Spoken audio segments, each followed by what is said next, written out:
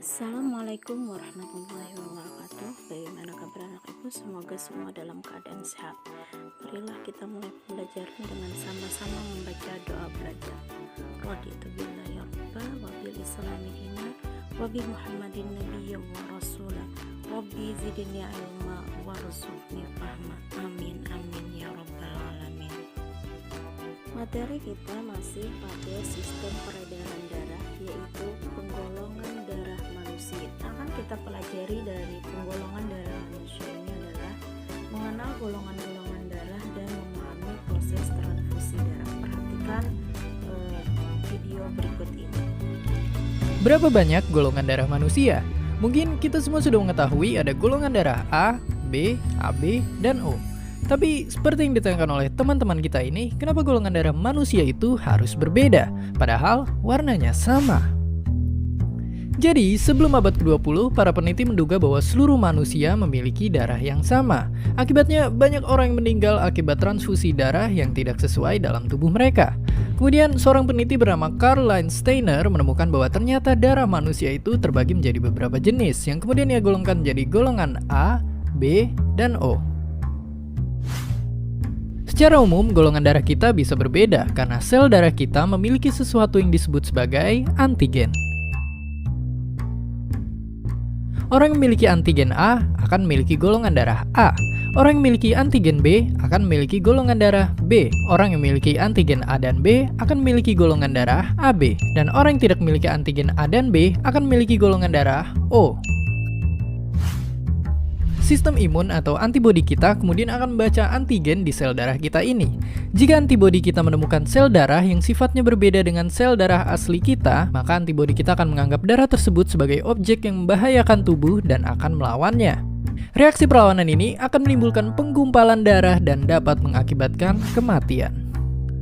Tetapi golongan darah tak terbatas hanya pada 4 golongan saja. Golongan darah kita ini sebenarnya juga memiliki tanda positif atau negatif. Tanda positif atau negatif ini menandakan rhesus factor dalam darah kita.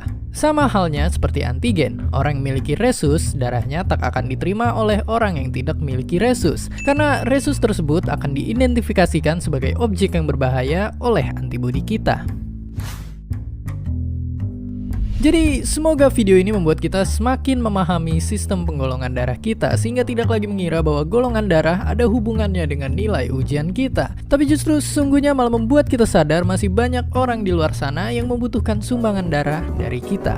Nah, dari video tadi bahwa kita tahu golongan darah kita itu ditekankan oleh dua hal, yaitu agglutinogen dalam sel darah merah, antigen A dan antigen B, dan agglutinin atau antibodi yang terdapat dalam plasma darah, yaitu antibodi A dan antibodi B.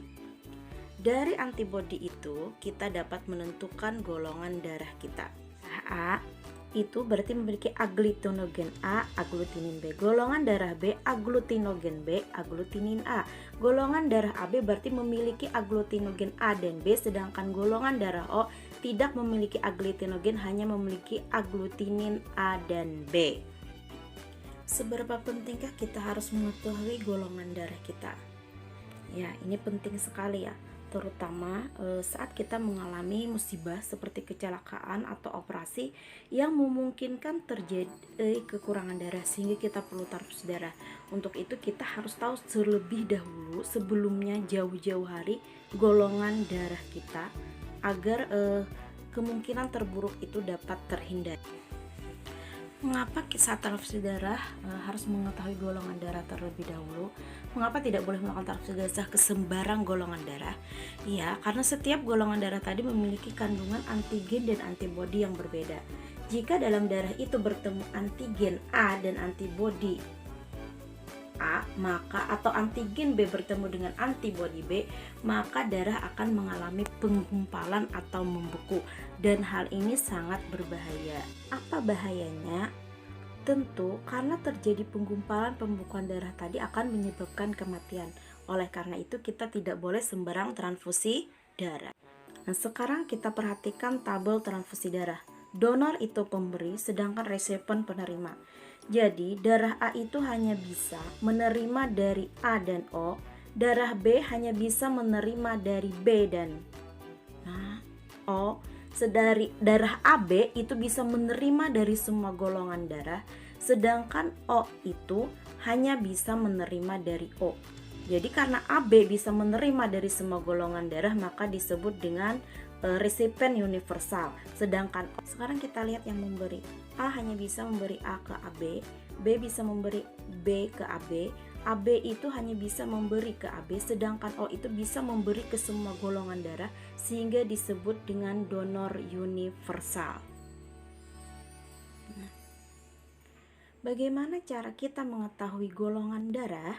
Nah, tentu dengan tes atau uji darah, yaitu darah kita itu diambil. Nah, selanjutnya setelah diambil, diapakan darah kita?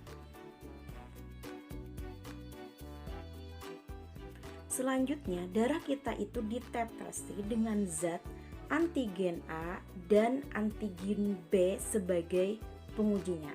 Sekarang perhatikan gambar. Sebentar ya. Nih. Nah, ketika ditetesi anti A menggumpal, maka itu golongan darah A. Ketika ditetesi anti B menggumpal, maka golongan darah B. Ketika ditetesi anti A menggumpal, anti B menggumpal, berarti golongan darah AB. Dan apabila ditetesi anti A dan anti B tidak ada yang menggumpal darahnya, maka dia adalah golongan darah O. Nah, selain berdasarkan itu, sekarang ini sudah berdasarkan resius, yaitu protein yang ada di dalam sel darah merah.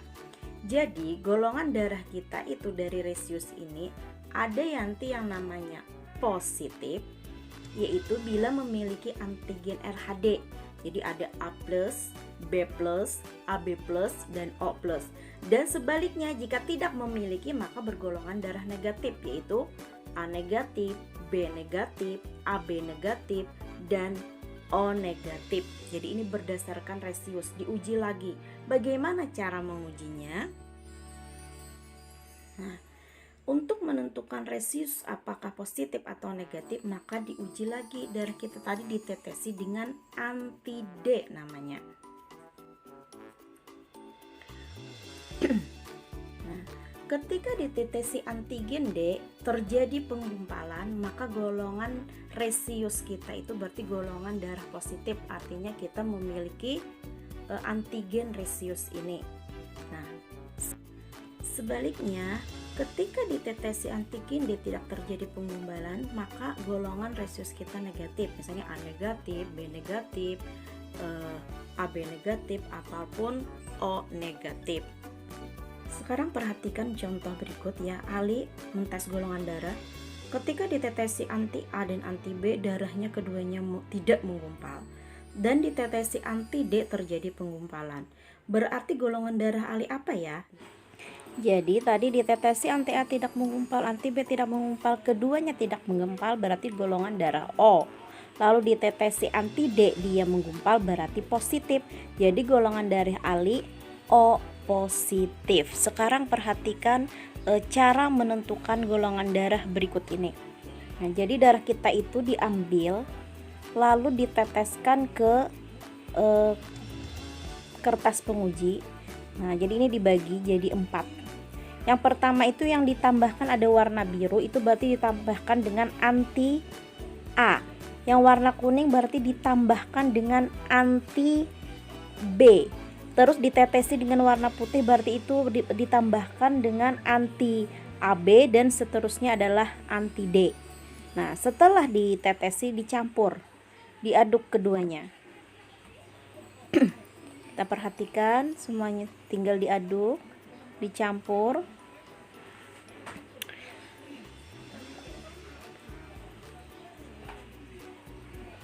Nah, itu sudah terlihat yang mana yang sepertinya terjadi penggumpalan. Ada perubahan. Nah, itu sepertinya adalah yang bagian A. Coba lihat bagian A, beda sekali dengan yang bagian B. B itu tetap warnanya. Nah, setelah itu diamati, setelah dicampur ini diamati, yang mana yang darahnya menggumpal atau ada titik-titik putihnya. Nah, sekarang perhatikan yang mana. Nah, lihat.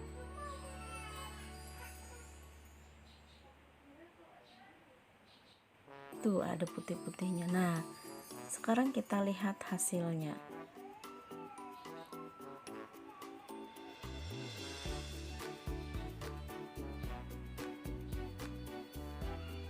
Nah, dicampur, apa yang akan terjadi? Nah, itu dari jauh-jauh sudah terlihat bahwa sepertinya terjadi penggumpalan di anti D. Itu ada lihat putih-putih sedikit. Nah, berarti dia resiusnya positif. Terus kita lihat lagi di anti A juga terjadi penggumpalan sama dengan anti AB. Berarti karena menggumpal ketika ditetesi anti A berarti golongan darah A, dan menggumpal ditetesi anti D berarti golongan darah positif. Berarti golongan darah yang diuji saat di video ini berarti adalah golongan A positif. Sekian dulu penjelasannya, semoga dapat dipahami. Terima kasih. Wassalamualaikum.